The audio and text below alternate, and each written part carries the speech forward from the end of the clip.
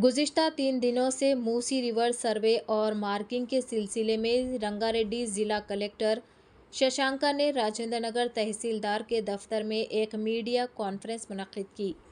Collector ने कहा कि रंगारेड्डी ज़िले में 339 तामीरात की निशानदही की गई है, जिनमें से 175 रिहायशी मकानात है और 22 अफराद को नारसिंगी और जियागुड़े में डबल बेडरूम हाउस सर्टिफिकेट दिया गया है।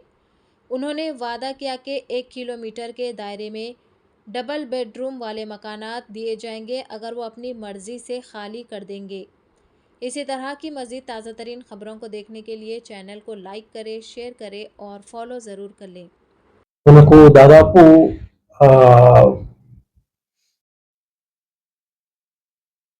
ఉస్మాన్ సాగర్ నుంచి బాపుఘాట్ వరకు 11.7 కిలోమీటర్లు వస్తుంది. అట్లాగే బాపుఘాట్ నుంచి కిందకి కమేలా వరకు 4 కిలోమీటర్లు వస్తుంది. అట్లాగే ఇక్కడ హిమాయత్ సాగర్ నుంచి బాపుఘాట్ కి 9 కిలోమీటర్లు వస్తుంది. సో ఈ స్ట్రెచ్ అన్నది మనకు రంగారెడ్డి జిల్లాలో వస్తుంది.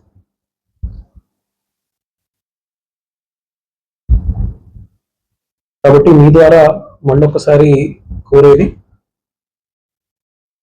ఎవరు కూడా అనవసరమైన అపోహలకి వీటిని నమ్మాల్సిన అవసరం లేదు. మేము పూర్తి స్థాయిలో అన్ని వివరాలు చెప్తూ, ఏవైనా అనుమానాలు ఉంటే నివృత్తి చేస్తూ, వాళ్ళు తీర్మానించుకున్నప్పుడు, వాళ్ళు నిర్ణయం తీసుకున్నప్పుడు వాళ్ళగా వెళ్ళడానికి మేము వారిని ప్రోత్సహిస్తున్నాం తప్ప బలవంతం అన్నది ఎక్కడ లేదు.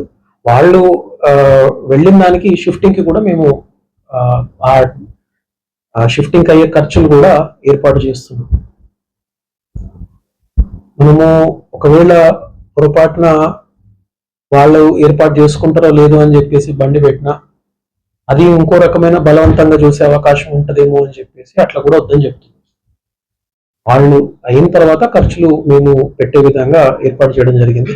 ఈరోజు దాదాపు 22 కుటుంబాలు తరలి వెళ్ళడం జరిగింది.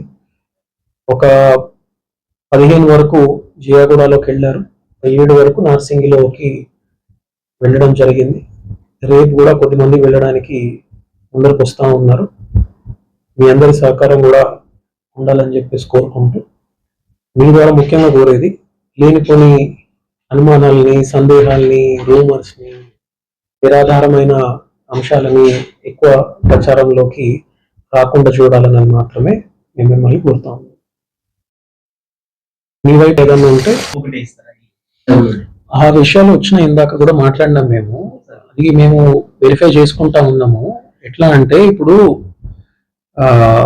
ఒక ఎగ్జాంపుల్ చెప్తాం మీకు. ఇప్పుడు గ్రౌండ్ ఫ్లోర్ లో ఉన్నారు, ఫస్ట్ ఫ్లోర్ లో ఉన్నారు, రెండు వేరే కుటుంబాలు, అన్నదమ్ములు కింద పైన ఉంటే డెఫినెట్ గా మేము కూడా రెండింటి గురించి ఆలోచించడానికి ఉంటుంది.